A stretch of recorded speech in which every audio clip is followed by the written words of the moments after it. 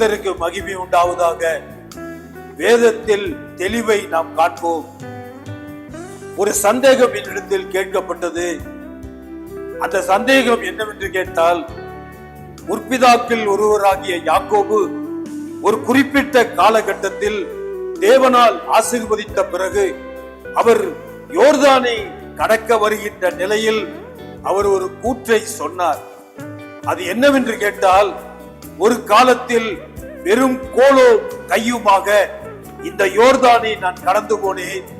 இப்பொழுதோ எனக்கு 2 பரிவாரங்கள் கொடுக்கப்பட்டிருக்கிறது என்று அவர் சொன்னதை வைத்து யாக்கோபு சொன்ன இந்த 2 பரிவாரங்கள் என்பது அவருடைய 2 மனைவியா என்ற சந்தேகத்தை கேட்டிருந்தார்கள். அபத்தமான காரியம். இதை குறித்து நான் விளக்க விரும்புகிறேன். யாக்கோபு தன் மாமனாகிய லாபானிடத்தில் விடை பெற்று தன்னுடைய 2 மனைவிகளையும் பிள்ளைகள் அனைவரையும், தன் ஆடு மாடுகளையும் ஒட்டகங்களையும் தன் ஜனத்தையும் செல்வத்தையும் தேவன் அவனுக்கு கொடுத்திருந்த அனைத்தையும் அவன் எடுத்துக்கொண்டு அழைத்துக் கொண்டு தன் சகோதரனாகிய ஏசாவை காணும்படியாக யாக்கோபு கடந்து வருகிறார். உள்ளத்திலோ மிக பெரிய பயம். ஏசா கோபம் கொண்டு என்னை அழித்து விடுவாரோ, யுத்தம் பண்ணி என்னையும் ஜனத்தையும் ஒன்று போட்டு விடுவாரோ என்கிற பயத்தோடு அவர் கடந்து வந்து கொண்டிருக்கிறார். ஜனங்களில் இருக்கிற ஒரு சிலரை தெரிந்து கொண்டு, நீங்கள் முன்னே போங்கள், என் சகோதரன் ஏசா இப்பொழுது அங்கே நீங்கள் காண்பீர்கள், அவரிடத்தில் போய் சொல்லுங்கள், என்னுடைய தகப்பன் உங்களுடைய சகோதரன் உங்களுக்காக விலை உயர்ந்த பரிசுகளையும் பொருட்களையும் கொண்டு வந்து கொண்டிருக்கிறார் என்ற ஒரு தகவலை முதலாவது நீங்கள் சொல்லுங்கள் என்று சொல்லி யாக்கோபு அனுப்புகிறார். இவர்களும் கீழ்ப்படிந்து ஏசாவை நோக்கி போய்கொண்டிருக்கிறார். போய்கொண்டிருக்கும் போது ஏசா 400 பேர்களோடு எதிர்கொண்டு வந்து கொண்டிருக்கிறார். இவர்களை கண்ட மாத்திரத்தில் இந்த ஜனங்கள் வெகுண்டு பயந்து யாக்கோபினிடத்தில் ஓடி வந்து, ஏசா 400 பேர்களோடு கூட வந்து கொண்டிருக்கிறார் என்கிற செய்தியை சொல்லுகிறார். இதை கேட்டவுடனே மனம் உடைந்து போய்விட்டது. உடனே என்ன செய்கிறார்? தன்னுடைய ஜனங்கள், தன்னுடைய சொத்துக்கள், ஆடு மாடுகள், ஜீவராசிகள், தேவன் தனக்கு கொடுத்த அத்தனை மகிமையான உலகத்தின் ஆசீர்வாதங்கள் எல்லாவற்றையும் 2ஆய் பிரித்தார்.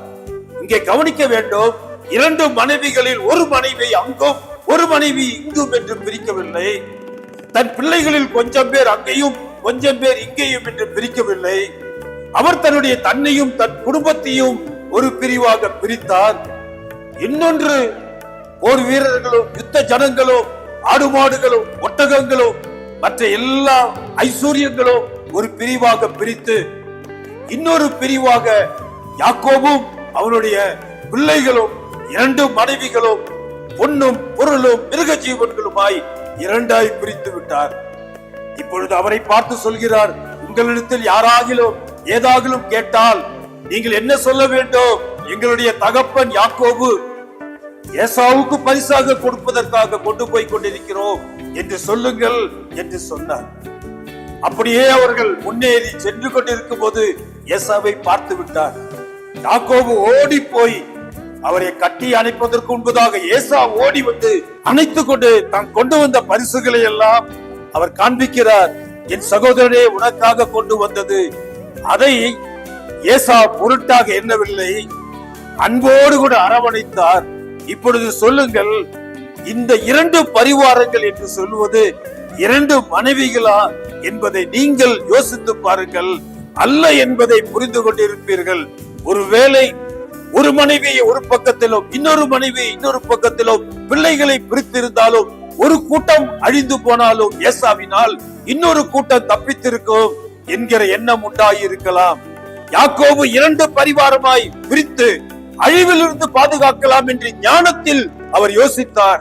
எனக்கு அருமையானவர்களே, நம்முடைய ஞானம் அல்ல, வாக்கு கொடுத்தவர் வாக்கு மாறாதவர். அவர் ஒவ்வொரு நாளும் நம்மோடு கூட இருந்து நாம் சொல்வதற்கும் ஜெபிப்பதற்கும் மேலாக, நினைப்பதற்கும் மேலாக தேவன் நமக்கு தந்தருள்வார் என்று விசுவாசியுங்கள். கர்த்தருடைய நாம மகிமை அடையட்டும். கர்த்தருக்கு பயப்படுவோம், அவருடைய வார்த்தைகள் பயப்படுவோம். உங்களையும் தேவன் ஆசீர்வாதமாய் நடத்துவார். தேவனுக்கே மகிமை உண்டாகட்டும். ஆமென்.